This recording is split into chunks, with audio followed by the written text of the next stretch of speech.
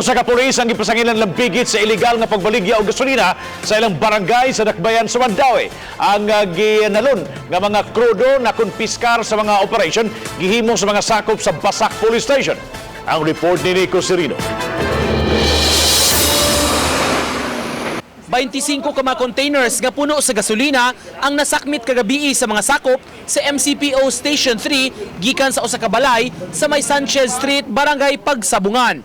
Miresponde ang mga pulis sa reklamo sa mga silingan sa giingong pag-refill ug pagbaligya sa krudo nga tingi-tingi o menudo. Nabalaka ang mga tao nga makamugna kini og sunog sa ilang lugar.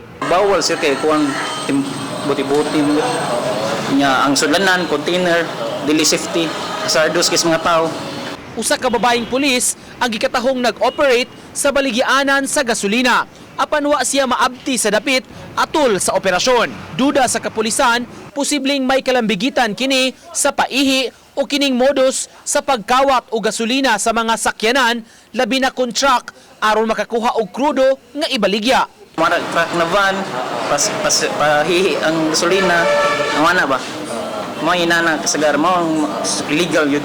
Kalapasan sa Presidential Decree 1865 o illegal nga delivery, refill ug pagbaligya sa petroleum products ang ipasaka batok sa suspect. Wa pa namo panganli ang maong pulis kay wa pa kakuhai sa iyang habig. Uban ni Clans Gabutin, Nico Sereno, Balitang Bisdak.